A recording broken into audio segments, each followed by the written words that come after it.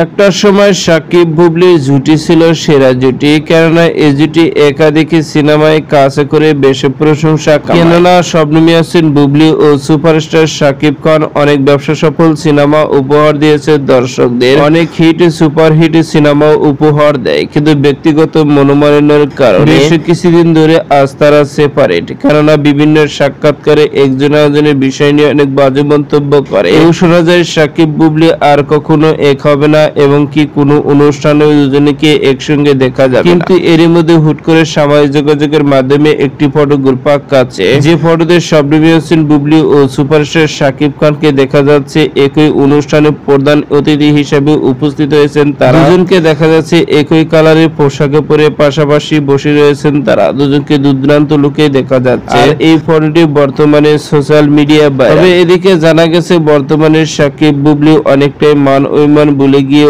অনেকটাই আপন হয়েছে, কেননা মাঝে মধ্যে দেখা যায় ছেলে বীরকে নিয়ে অনেক খুনসুটি মুহূর্ত কাটায় তারা। সেই পরিপ্রেক্ষিতে ধরা যায় সাকিব বুবলি মান অভিমান ভুলে গিয়ে এক ছাদের নিচে বসবাস করছে। এদিকে জানা গেছে সুপারস্টার সাকিব খান ও শবনম ইয়াসমিন বুবলি আলাদা আলাদা ভাবে সিনেমার জন্য ভিন্ন ভিন্ন দেশে নাকি যাবেন তারা। তো সুপ্রিয় দর্শক, ভিডিওটি আপনার কাছে ভালো লাগলে একটা লাইক দিন, নিত্য নতুন ভিডিও আপডেট পেতে চ্যানেলটি সাবস্ক্রাইব করুন। অসংখ্য ধন্যবাদ প্রভিটু করার জন্য।